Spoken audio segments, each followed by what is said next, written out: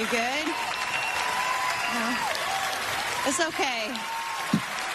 I didn't quite catch the end of that. Don't rock the jukebox. I want to hear some Jones. What if one winter night shattered a dream and built a new one from its ashes? In the glossy world of American Idol, where spotlights are meant to illuminate talent and dreams soar as high as falsettos, there came a young man whose story wasn't just built on ambition, it was built on loss. John Foster, a small-town teen from Addis, Louisiana, entered the show's stage not just with a guitar in hand, but with the weight of a tragedy that most people would buckle under. Viewers saw a clean-cut kid with a soulful Southern drawl and piercing blue eyes, but behind the scenes, he carried memories that refused to fade and grief that sang louder than applause. His sudden presence on national television raised eyebrows, not because of a viral audition or a bizarre costume, but because of a ballad he sang that brought the entire auditorium to a standstill. But long before Foster's name appeared on any judge's clipboard, his life took a sharp detour on one unforgettable New Year's Eve. Two of his closest high school friends, Maggie Dunn and Caroline Gill, were lost in a devastating car incident involving a high-speed police pursuit gone horribly wrong. Reports later revealed that a law enforcement vehicle allegedly ran a red light during the chase, leading to a collision that claimed the girls' lives instantly and left their small town in mourning. It was a night that silenced laughter, paused time, and redefined priorities for the then teenage Foster. Instead of spiraling into darkness, he did something extraordinary. He wrote a song. Just hours after the accident, Tell That Angel I Love Her was born. It wasn't meant for charts, it wasn't chasing streams. It was raw, unfiltered emotion wrapped in chords and tears. That song became his therapy, his tribute, his rebellion against forgetting. When he later performed it on national television, he wasn't just singing, he was grieving out loud. And for the first time in a long time, American Idol wasn't about glamour or gimmicks. It was about grief, truth, and the kind of heartache you can't auto-tune. But this performance wasn't the end. It was just the start of a journey that would blur the line between personal pain and public fame. And what followed next would both uplift and complicate his life in ways no one saw coming. Before the spotlight, before the sorrow, there was just a boy with a dream and a dusty guitar. Long before John Foster brought judges to tears on national television, he was just a quiet kid walking the hallways of Bresley High School in Louisiana, blending in with the rhythm of a small town that rarely makes headlines. Nestled in the heart of West Baton Rouge Parish, Addis isn't the kind of place where fame knocks very often. But it's where John's story truly began. A straight-A student with a calm demeanor and unshakable faith, John wasn't your typical class clown or homecoming king. He was the co-valedictorian of his class, the kind of young man who stayed after school not for detention, but for debate, prayer circles, or volunteer drives. Those who knew him back then remember his discipline, his gentleness, and above all, his voice. Not just the singing voice, though that was striking, but his actual speaking voice, slow, intentional, as if every word carried meaning. At family gatherings and local events, he would occasionally bring out his guitar and sing songs steeped in old-school country storytelling.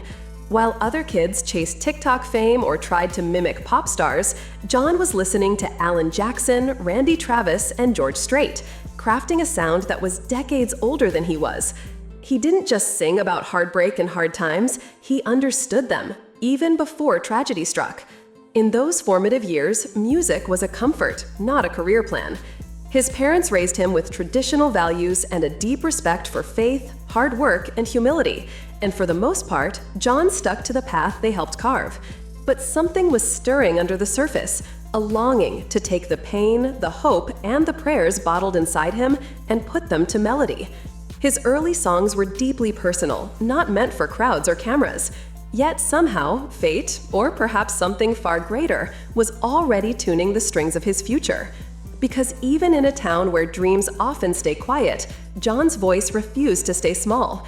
And when the tragedy of 2022 cracked his world open, All those years of quiet preparation suddenly felt like the prelude to something far bigger than he ever imagined.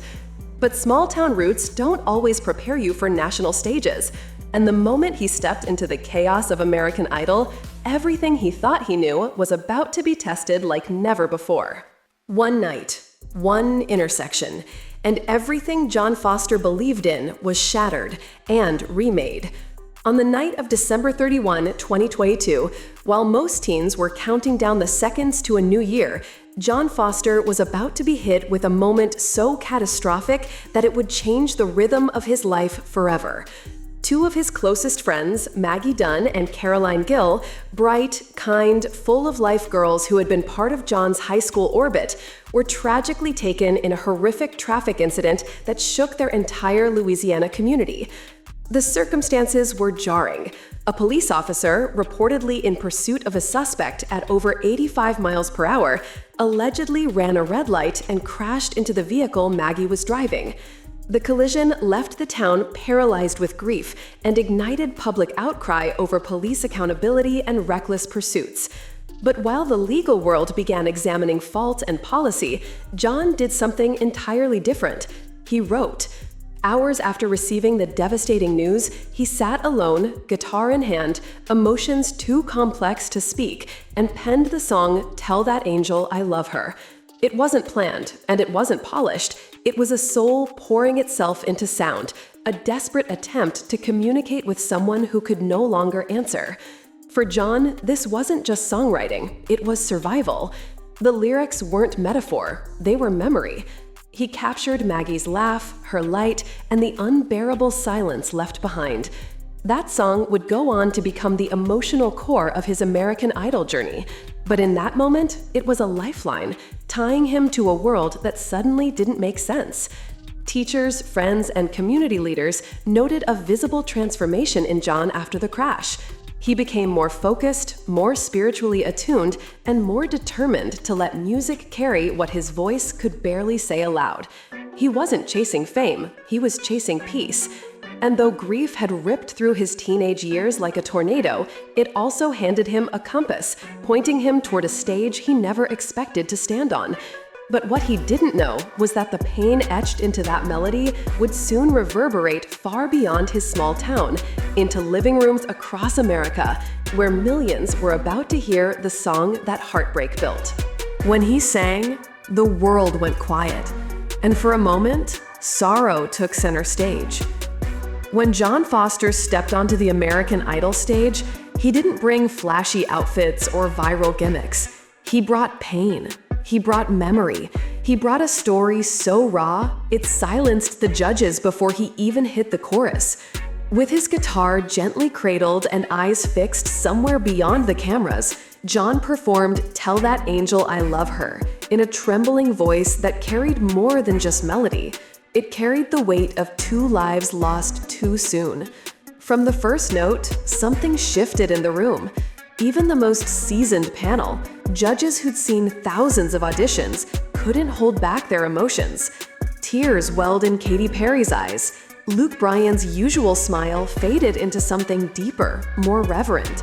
Lionel Richie simply nodded, lips pursed, hands clasped, as if in prayer.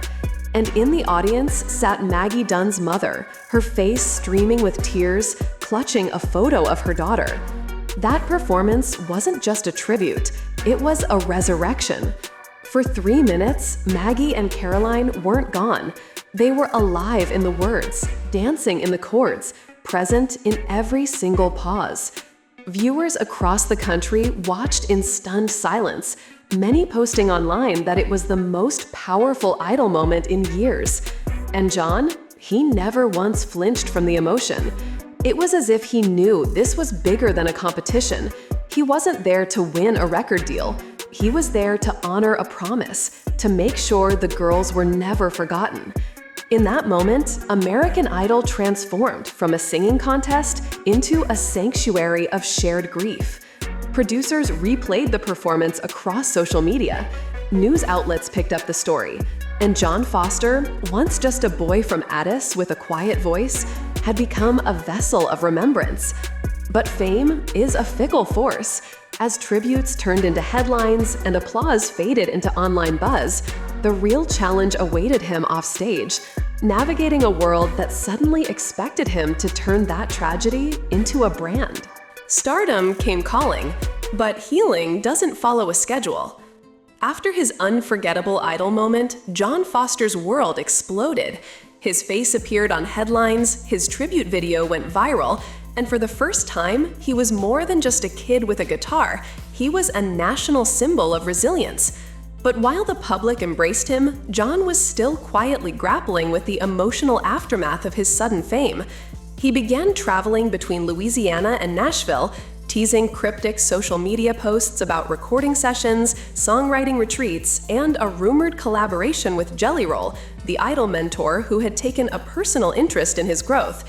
But what fans didn't see were the sleepless nights, the pressure to keep creating content that lived up to that initial emotional peak, and the fear of being boxed in as that sad country kid. Labels courted him, producers called, but Foster took his time. He said no more often than yes. He wanted to craft something real, something that didn't feel like it was cashing in on grief. And while music executives urged him to release Tell That Angel as a single immediately, John hesitated. For him, that song wasn't a business move, it was sacred.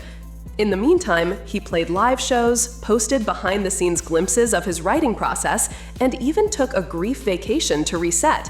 An Instagram post with his girlfriend, Brooklyn Bork, showed them smiling in the mountains, far from stages and cameras. Yet, even as he tried to breathe, the clock of public attention kept ticking. In interviews, he spoke with grace, but always circled back to his roots, his family, his faith, his small town, and the friends he lost. He was clear. He didn't want a career born of sympathy. He wanted longevity, authenticity, and most of all, he wanted to honor Maggie and Caroline without becoming trapped in their shadow. And as he quietly prepared for his next big chapter, the question grew louder. Could he evolve as an artist without erasing the pain that first gave him a voice? Beneath the fame and the sorrow, there's still just a boy in love, with music, with faith, and with someone special. Behind every broken lyric and soulful note, there's a softer, more private side of John Foster that rarely makes it past the headlines. Amid all the buzz about his career, there's been another story unfolding, one of quiet romance and unwavering devotion. His relationship with Brooklyn Bork, a fellow Louisiana native and high school sweetheart, has been his anchor through the storm. The two have shared photos on social media that capture their simple joys: hiking trails, coffee dates, church gatherings. While the world applauds him as a rising star, Brooklyn reminds him of who he was before the lights. Then there's his faith, subtle but ever-present. John doesn't preach, but his belief system is embedded in every lyric, every decision, and every pause. He often quotes scripture on his stories, thanks God during interviews, and surrounds himself with a support system rooted in prayer and purpose. This balance of love and belief is what keeps him grounded. Even after his emotional Grand Ole Opry debut, where he turned 19 under the same spotlight that hosted legends, he ended the night not with a party, but a quiet dinner and a prayer. And while fans flood his comment sections with praise, asking for more music, more videos, more everything, John is pacing himself. He still walks his dog, still calls his parents every day, still writes songs alone in his room, not for fame, but for peace. In a world that constantly demands more, he's learning to be okay with enough. And perhaps that's what makes him so captivating. Not just the heartbreak or the voice, but the rare courage to stay humble in a business that feeds off noise. Still, the world waits for what he'll do next, because in a landscape full of glitter and spectacle, John Foster offers something dangerously rare: truth. He turned grief into melody. But will the industry let him sing a new song? As the dust settles from his Idol whirlwind and the viral moment becomes part of pop culture memory, John Foster now stands at a crossroads few his age ever face. He could easily lean into the narrative that made him famous: the grieving boy with a guitar, the angelic country crooner, the symbol of small-town heartbreak. But Foster is aiming higher. He's writing new material that pushes beyond ballads, experimenting with sounds that blend traditional country with gospel and even indie folk textures. Rumors continue to swirl online about a full-length debut album, possibly titled Heaven's Detour, a name he neither confirmed nor denied in a cryptic livestream. Meanwhile, fans scour his Instagram for clues, decoding every lyric post and acoustic snippet. Some say he's working with major Nashville producers in secret. Others whisper about a surprise duet with Jelly Roll. But for John, the next step isn't about hype, it's about healing. He's determined not to let tragedy define the rest of his creative output.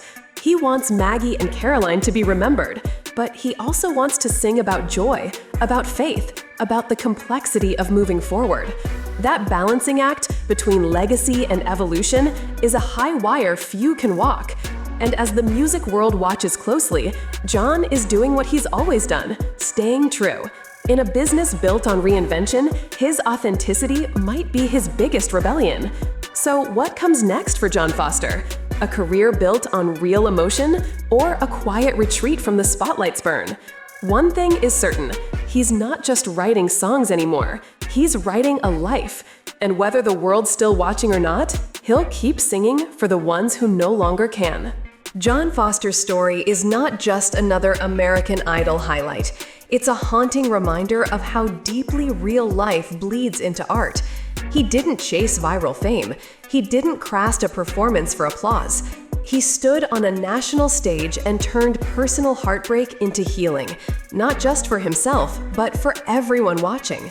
And as the lights faded and the cameras turned to the next big voice, John quietly returned to the roots that made him different: his small-town grit, his deep-seated faith, and the promise he made to two friends he'll never stop singing for.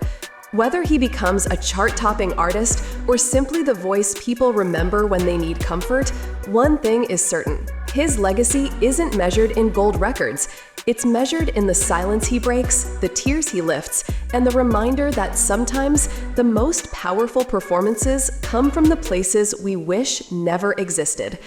And as fans wait to hear what comes next from the boy who sang through tragedy, one question still echoes louder than any chorus. Will the music industry allow John Foster to evolve, or will his most painful memory forever define his microphone?